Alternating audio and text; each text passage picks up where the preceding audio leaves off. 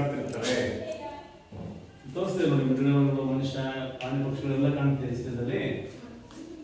ಪ್ರಾಣಿಗಳು ಉಸಿರಾಡಲು ನಿರ್ದಿಷ್ಟ ಅಂಗಗಳನ್ನು ಬಳಸುತ್ತವೆ.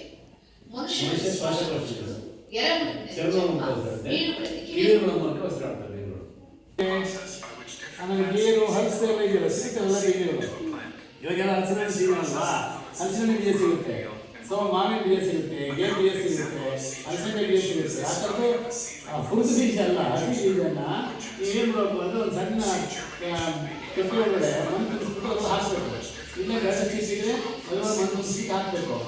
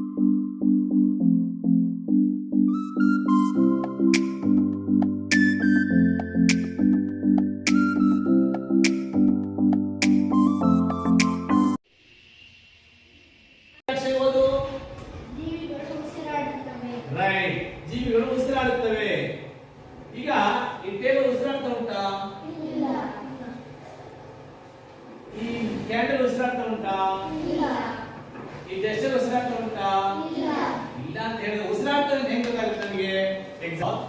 ಈಗ ನೀವೆಲ್ಲ ನೋಡಿ ನಾವೆಲ್ಲ ಏನ್ ಮಾಡ್ತೀವಿ, ಉಸಿರಾಡ್ತೀವಿ ಅಲ್ವಾ? ನೋಡಿ